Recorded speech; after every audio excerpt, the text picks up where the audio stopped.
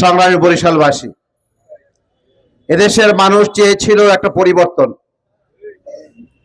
যে পরিবর্তন সকল ক্ষেত্রে হবে।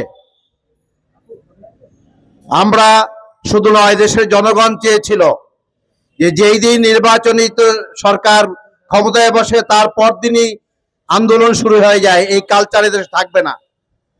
কিন্তু আজকে এদেশের জনগণকে সাথে নিয়ে 2 মাসের মাথায় গিয়ে আবার রাজপথে নামতে হয়েছে। এটা খুবই দুঃখের বিষয়।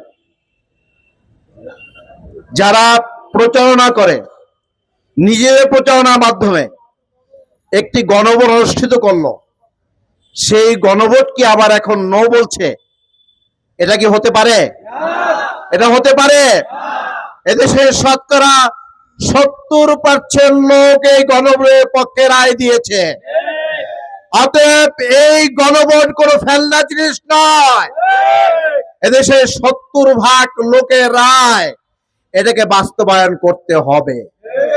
আর বাস্তবায়ন না করলে ওই 70% লোক কি ঘরে বসে থাকবে? না, তা রাস্তায় চলে আসবে ইনশাআল্লাহ। এবং যেই জিনিসগুলোকে অ্যাভয়েড করার জন্য গণভোটকে বাস্তবায়ন করা হচ্ছে না, তা হচ্ছে ফ্যাসিস্ট জন্ম দেওয়ার রাস্তা। অতএব ওই রাস্তাগুলো বন্ধ করতে হবে।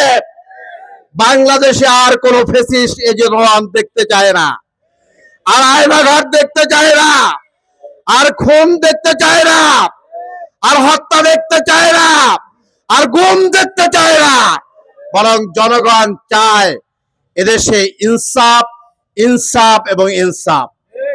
এদেশে কোনো অন্যায় চলবে না, জুলুম চলবে না, একক নেতৃত্ব চলবে না, জনগণের রায়ের বাইরে যাওয়া যাবে না। অতএব গণভোটকে বাস্তবায়ন করতে হবে। যদি গণভোট বাস্তবায়ন করা না হয়, তাহলে এই রাজপথে আমরা কিভাবে তা বাস্তবায়ন করতে হয় বাংলাদেশের জনগণ জানে, বাংলাদেশ জামাত ইসলামী জানে। অতএব রাজপথে আন্দোলনের মধ্য দিয়ে তা বাস্তবায়নের জন্য আমরা চেষ্টা করব ইনশাআল্লাহ।